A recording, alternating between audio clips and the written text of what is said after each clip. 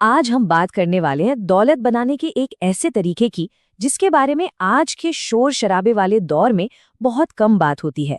एक ऐसा तरीका जहां चेहरा नहीं बल्कि सिस्टम पहचान बनता है। ये बात तो हम सबने सुनी है ना? और शायद कहीं ना कहीं मान भी लिया है कि आज के ज़माने में सक्सेस का मतलब है कैमरे के सामने होना, लाखों फॉलोअर्स बनाना और एक जाना पहचाना चेहरा बन जाना। ऐसा लगता है मानो इसके सिवा और कोई रास्ता है ही नहीं। पर एक मिनट रुकिए, क्या ये वाकई आज की सच्चाई है या फिर ये सिर्फ एक पुराना ख्याल है जो हमारे ईगो को अच्छा लगता है? क्या हो अगर कामयाबी का एक दूसरा इससे भी ज्यादा पावरफुल रास्ता हो जो पर्दे के पीछे से काम करता हो? तो चलिए इसी चीज को थोड़ा और गहराई से समझते हैं। इसे हम कहते हैं द विजिबिलिटी मिथ, मतलब ये मान लेना कि शोहरत ही दौलत की चाबी है। लेकिन असल में फेमस होने की ये दौड़ हमें असली दौलत बनाने के रास्ते से भटका सकती है। जरा सोच के देखिए, 2026 में और उसके आगे फेमस होना एक चॉइस होगी, कोई मजबूरी नहीं। दौलत की जो असली करेंसी है वो अब चेहरा या पर्सनैलिटी नहीं बल्कि सिस्टम्स, ऑटोमेशन और एआई हैं। तो सवाल ये है कि ये काम करता कैसे है? चलिए अब पर्दा उठाते हैं इस फेसलेस स्ट्रैटेजी से, मतलब बिना चेहरे वाली रणनीति से। मैं आपको स्टेप बाय स्टेप बताता हूँ कि ये गुमनाम बिजनेस असल में काम कैसे करते हैं। तो आखिर ये फेसलेस स्ट्रैटेजी है क्या? सीधे सीधे कहें तो ये एक ऐसा बिजनेस मॉडल है जो किसी चेहरे या पर्सनल ब्रांड पर टिके रहने के बजाय एआई और ऑटोमेशन का इस्तेमाल करके कुछ कीमती बनाता है, कुछ वैल्यूएबल आउटपुट देता है। इसे आप 3 सिंपल स्टेप्स में समझ सकते हैं। पहला स्टेप, एआई स्क्रिप्ट्स जो आपकी कहानी लिखती हैं। दूसरा स्टेप, एआई वॉइस जो उसे एक असली इंसानी आवाज देती है। और तीसरा, एआई विजुअल्स और ऑटोमेशन जो उस कंटेंट को तैयार करके हर जगह फैला देते हैं। और सबसे ज़रूरी बात, इनमें से किसी भी स्टेप के लिए कैमरे के सामने आने की कोई ज़रूरत नहीं है। और कमाल की बात यह है कि ये सब करने के लिए टूल्स भी आसानी से मिल जाते हैं।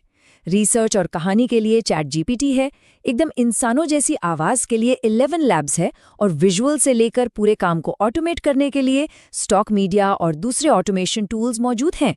मतलब ये प्रोसेस अब किसी के लिए भी मुश्किल नहीं रहा। तो देखिए, यहाँ सबसे बड़ा खेल है माइंडसेट का। ये दिन रात की भागदौड़ या हसल कल्चर वाली बात नहीं है। ये स्मार्ट सिस्टम बनाने की बात है जो आपके बिना भी काम करते रहें। फोकस इंसान पर नहीं, सिस्टम पर है। अच्छा, अब कई लोगों को लग रहा होगा कि ये सब सुनने में तो अच्छा है, पर क्या ये सच में काम करता है? तो चलिए एक रियल लाइफ एग्जाम्पल देखते हैं कि ये स्ट्रैटेजी असल में कैसे एक पूरा एम्पायर खड़ा कर सकती है, वो भी पर्दे के पीछे से।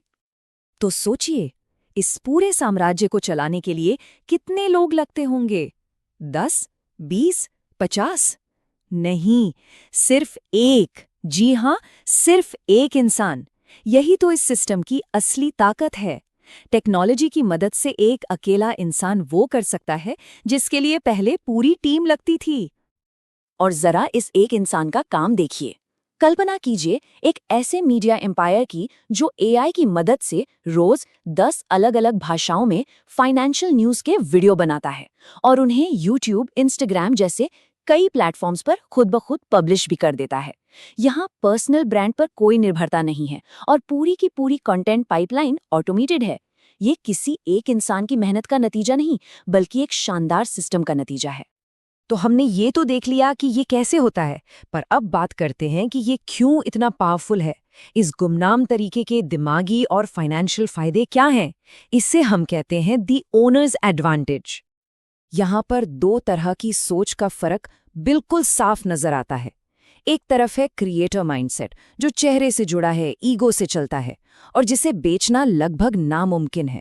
दूसरी तरफ है ओनर माइंडसेट जो एक सिस्टम से जुड़ा है, आउटपुट पर फोकस करता है, इसकी कोई लिमिट नहीं है और सबसे जरूरी, ये एक बेचने लायक संपत्ति है।